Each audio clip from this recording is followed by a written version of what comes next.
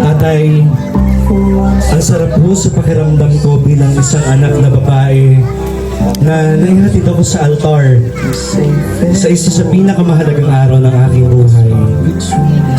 Nagpapasalamat ako sa Panginoon na meron akong ama na tulad ninyo.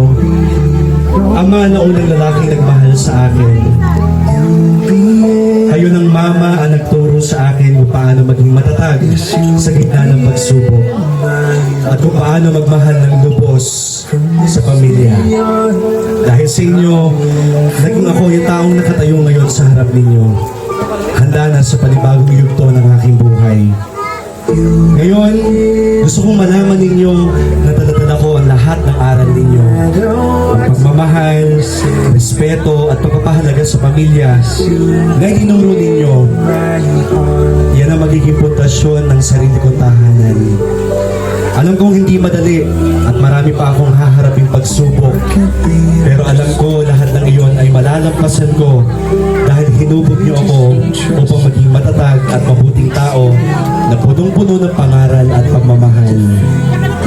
Ngayong araw ng aking kasal, hindi ko po maiiwasang maging emosyonal habang iniisip ko ang lahat ng alaala natin mula sa mga simpleng tawanan at kwentuhan.